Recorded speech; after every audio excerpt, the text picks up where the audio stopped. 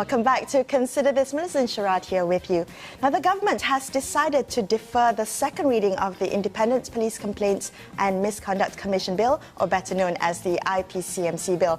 Now, it will only be tabled in the next Dewan Rakyat meeting. The IPCMC Bill would create an independent oversight body to investigate and handle disciplinary action on police misconduct. So, to discuss this further, we have joining us in the studio, talking about police reform, Melissa Sasidaran, Director of Lawyers for Liberty. Welcome, Melissa. Thank you. Help us understand what happened today, the deferment. Was this expected? Were you surprised when you heard? Well, as we know, this bill has been pushed very strongly by the Law Minister, Dr. V.K. Liew, because he's been one of the few reformists in the current government. And there's a lot of work that has gone into pushing for the IPCMC bill. Lots of consultations have been done. The PSC Select Committee has done public hearings on this, and civil society have put in various recommendations on how to fine-tune, the bill. Because the question here is not whether it should be formed. The question is, how are we going to do this? Of course, there's various models that we can take from other countries, so there was so much discussion, and finally it was due to be tabled today for the second and third reading. From our side, there was a 50-50 hope of it being passed, simply because of the amount of work that has gone into it. So, it's quite clear, and as I understand it, the Cabinet has also approved the tabling of this bill, meaning it's a government bill that should be supported by all Pakatan members of Parliament at least. But unfortunately, as we can see in the recent weeks, we can see from news reports that there has been an increase in the pushback from the police mostly. And of course, nowhere in the world you will find a police force that will support this. No one wants more scrutiny. Right. Yes, but what has been astounding is that at every public hearings that has been done by the PSC, the police has mobilized themselves, and they have put forth a whole list of their objections to the bill. And it's just shocking, why would you not want, better accountability, better transparency?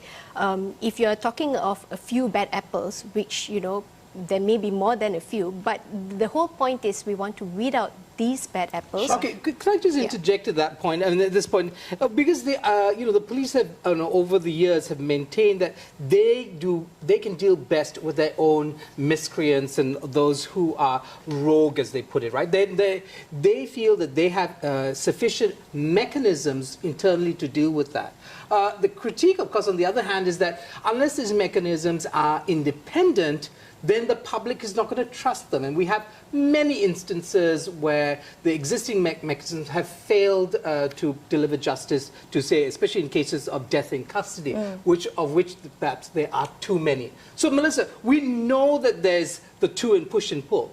You say V.K. Liew is a reformist within the government. You say Cabinet has given, as you understand it, given its approval to it. What could have gone wrong? Well, I think, there are two parts to this. Firstly, the opposition. Of course, they have thrown their full support behind the police, and there's a reason for this. There's a very clear reason for this. It's simply because the opposition were playing politics. They're not serious in advancing this country to a better country, better democratic country. They are simply protecting the police force who have protected them in the previous administration. We are all well aware of the sedition dragnet, the peaceful assembly dragnet. So many people were arrested. There was rampant abuse of power. Apart from death in custody, police shootings. So and the police have always protected UMNO. So now they have thrown their support behind the police. Secondly, although the law minister has taken it upon himself to table the bill, but essentially this is a Home Ministry bill, because the police force is actually under the Home Ministry. So the only person who can withdraw the bill is actually the Home Minister. And I think there's so much spotlight on the law minister because he's the public face of this, but not enough is being shown on the home minister, Muhyiddin Yassin. who has to answer why did he, despite the cabinet green light to table this, why did he pull back this bill? Okay, so does this bill require bipartisan support, as we had like with the Undi 18 situation? It requires a simple majority. Okay. So it's just a matter of commitment from the Pakatan Harapan government, and they have the numbers. But unfortunately, as I said, it's the Home Ministry that is, the stumbling block to this. And I think they need to answer why did they pull the plug on this at the 11th hour. Well, I'm also curious because you said that the police have been mobilized in the past few weeks, months even, to raise objections. But when the IGP first took office in May, he was very supportive. He gave police reform the green light. And I'm just wondering why there's still been numerous objections coming from the police if the man at the top, if the IGP has already given his support for this. And the tabling of this IPCMC bill has taken us 14 years to reach this point, only because the IGP, when he took office, he was freshly minted, he gave the green light, and it paved the way for the government to finally table this in July. But of course, over the last few months, perhaps true colours have come out. And I can only say that the mobilization of the police and the strong objections from them, it clearly shows that there is no seriousness in supporting this bill. Because sorry, can I just say again before we go to a break? Is it because we could have had an IPCMC bill that was quite toothless? But now it seems like the government was very serious about giving the IPCMC real muscle. Could the IGP have actually supported a toothless IPCMC rather than one that actually would be effective? Actually, these are all just excuses. Because if you look at the IPCMC bill, it's not perfect in any way. And no country, when they start to form an independent police complaints commission, it starts off perfect because every country starts off against a backdrop of public distrust in the force. So there are provisions in the IPCMC which are lacking, but there are also good provisions, like for example the disciplinary sanctions, which is not in the EAIC bill. That's why you see recommendations being made, but at the end you can't do anything with it. There's no power to impose disciplinary sanctions, fines, and reprimand, and so on.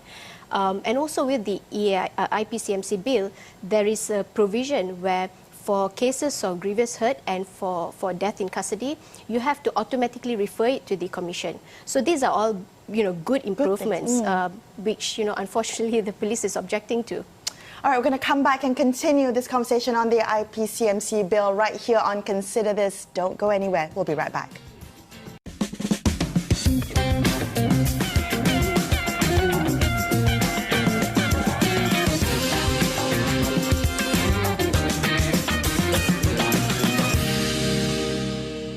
Welcome back to Consider This. Melissa and Sharad here with you. Now, several civil society groups have questioned Putrajaya's decision to postpone the debate and voting on the Independent Police Complaints and Misconduct Commission Bill, or better known as IPCMC. The delay has raised questions as to whether there is genuine political will when it comes to police reform. So we have in the studio with us Melissa Sasidaran, Director of Lawyers for Liberty. And now joining us on the line, we have Ivy Josiah, who was a member of the Police Royal Commission of Inquiry in 2004. Ivy, thanks so much for joining us. Now, there was an attempt to reform the police back in 2004, to which there was much resistance. Now, does this feel like history repeating itself all over again? And can you tell us a little bit, Ivy, about that time when it came to police reform? Yeah, of course, you have to remember in 2004, 2005, I think the police and everyone knew that it was only going to be for a year. This Royal Commission under the Commission of Inquiry Act was only going to last for a year, and we extended it to another 6 months. So perhaps the temporary nature did not require for people to be so resistant. Although when the police came to see us, because they submitted proposals on housing, salary schemes, even past youth came to submit their proposals. Everybody was supportive that we want to give you ideas to the Commission on how to improve the welfare and also to improve the human rights standards and the integrity of the police.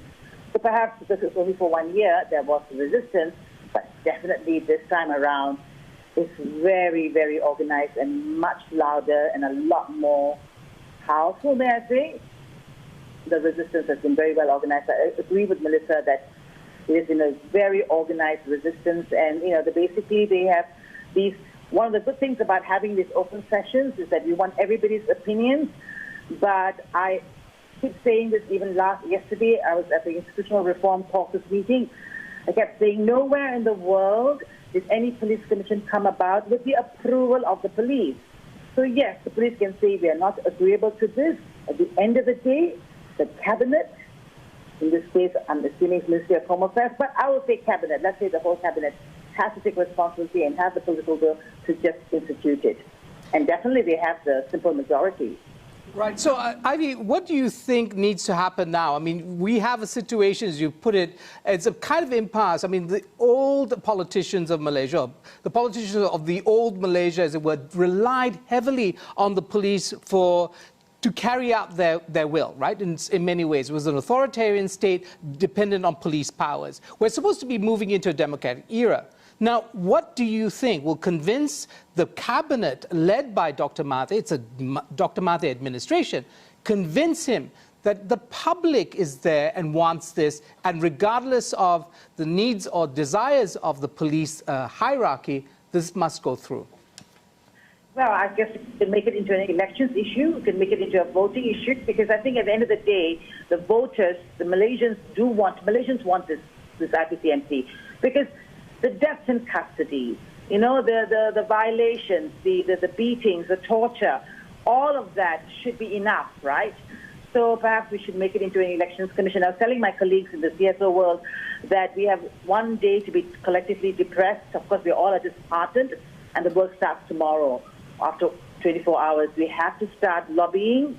We have to convince people, because even like yesterday, members of parliament were telling me that this is unconstitutional, when over and over again we've had shown that it is not. It is constitutional. Shah Faruqi himself, as an expert, has explained that this is constitutional. So there are many myths around this too. But I think the resistance basically comes from the fact that the police do not want it. So yeah, Sharad, I do not know how to move on, but I do know how to move on. The only way I know, to lobby, make it into an elections issue, make it into a voters issue, and make it into a public policy issue that the public wanted. All right, Ivy, thank you. Thank you so much for joining us and sharing those insights with us. I'm going to come back to Melissa Sasidaran here in the studio with us from Lawyers for Liberty. Can you just comment a little bit on what Ivy said, Melissa, about the backlash saying that the IPCMC is unconstitutional? As Ivy said, it has been repeatedly, rebutted, that there's no issue of constitutionality at all. Why is there this? So why do they keep bringing it up? Is that a grey area? It's the police bringing it up, and I think it's a case of if you repeat it often enough, perhaps you'll become the truth. So, which is of course a kind of Nazi-era Goebbels-like approach to propaganda. I do want to ask you though this. I mean, let's not talk about the police. Let's talk about members of parliament and even those who are on the side of the government of the day. Is it that, again, in many ways, Malaysia, that we push too fast, too ahead of even the MPs who seem to be woefully ignorant of the bills that are put before them? I don't agree at all that this bill has been rushed in any way. This has been in the making for 14, 15 years. This started during Barisan Nasional's time. And the way, we have seen how the consultations have been done, the tabling of the bill, the consultations, and all the efforts by CSOs to put in recommendations on how to improve it. There's plenty of time and I believe that the amendments that were supposed to be tabled today, there were supposed to be 37 amendments, right. I think the current bill as it stands, as I said, it's not great, but it's something that we can work with and improve over time, just like what we have seen in the UK, for example. It has spanned over 30 odd years of evolving with time. Right. And actually, the conversation on IPCMC in the UK started way earlier in the 1920s. Very quickly, Melissa, do you think that it would help the conversation here in Malaysia with the IPCMC if that report by the Parliamentary Select Committee was made available so we understand what the 37 proposed amendments are? Yes, I completely agree, and I have no idea why the Parliamentary Select Committee report was embargoed by Parliament. And this, because the report has been tabled in Parliament last week, it should have been made publicly available on the website, together with the amendments, so that public can see what are the amendments and debate on it. And I think this was one of the reasons why many of our Member of Parliaments, put aside the large silence on this issue. You're right.